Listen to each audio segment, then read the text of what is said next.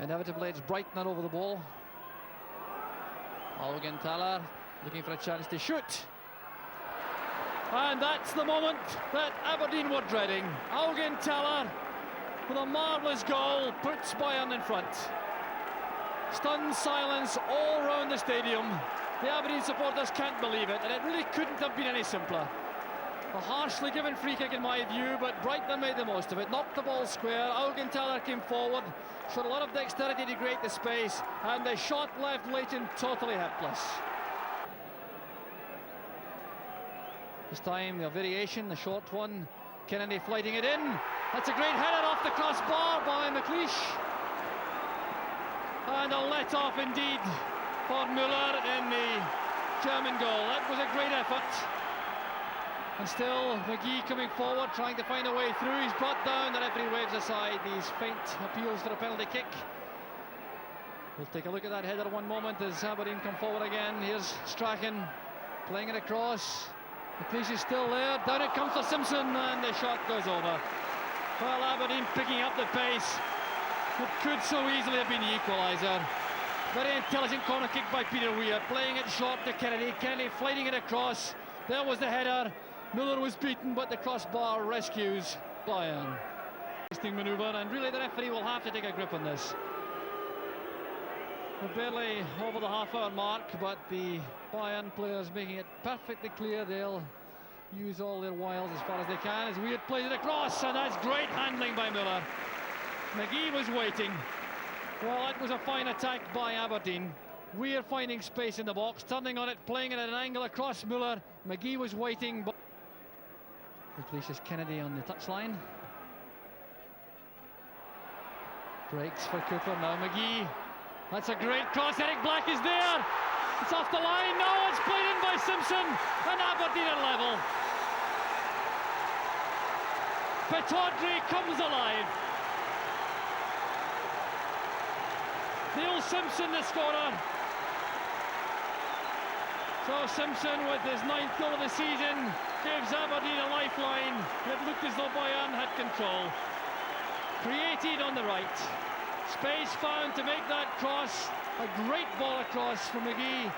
Black did very well beyond the far post and nodded back to the goal line. Was blocked on the line, and Simpson in typical fashion coming through to follow up and score. A masterpiece from Peter Weir on Saturday at Firhill. McGee was the man fouled. I wonder if Peter Weir might take the kick. Number 11. Strachan is over the ball, knocking it square for Simpson.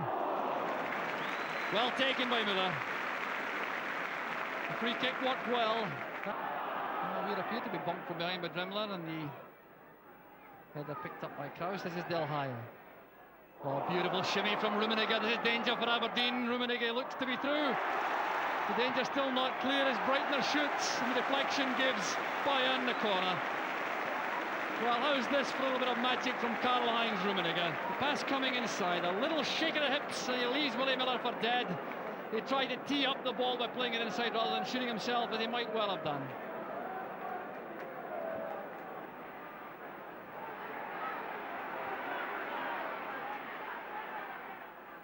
Peter Weir helping his defence. Now Dremler.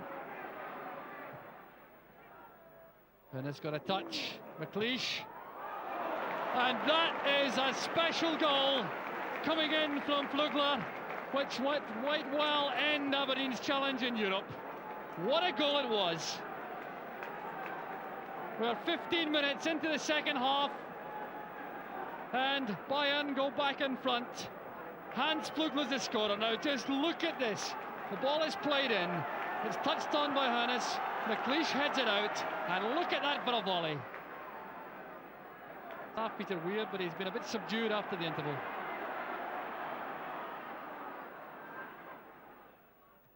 That's McLeish coming to help. Good slide of foot from Weir. It's a great cross! And the save from Eric Black was quite brilliant. Manfred Müller, the West German hero. Now this really could so easily have been the equaliser.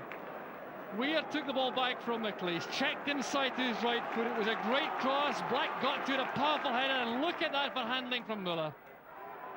Master has a little chat with Strachan.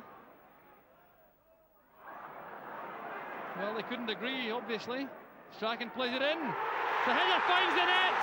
And Aberdeen are back in the match once more. Alec McLeish gives Aberdeen a chance.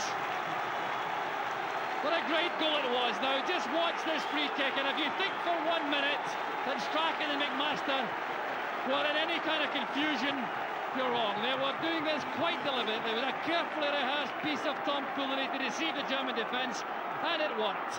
Strachan went back, took the free kick, McLeish stretched those neck muscles, and Muller couldn't keep it out. So Alec McLeish picks up only his second goal of the season, but it gives Aberdeen the urge to force the pace in the last 13 minutes. Can they make it? There's Eric Black. The goalkeeper knocks it out. It's in the net, and Aberdeen are in front. John Hewitt. Pittodrie goes berserk. John Hewitt's been on the field 2 minutes, and he's scored the goal which might make European history for Aberdeen. Now the cross, the far-flung ball, was always testing out this Bayern defence. Black leapt for it, a fine header. Muller again saving brilliantly. The first man in the spot was John Hewitt, and he's got his reward. So the free kick will be taken when the referee is satisfied that Hewitt's back on his feet. It's already taken, the final whistle goes. Aberdeen have won perhaps their greatest victory ever. Alec Ferguson dancing a jig of delight on the track, and well he might. His team came back from the dead. Supporters now unfortunately on the pitch. But Aberdeen, tied up at 1 apiece at half-time, went behind to a great goal from Flugler, and then 2 goals in 60 seconds. The first from the head of Alec McLeish, and then the winner from John Hewitt turned the match back to Aberdeen. And after a performance which will never be forgotten by the 24,000 people inside the stadium, Aberdeen go through to the semi-final.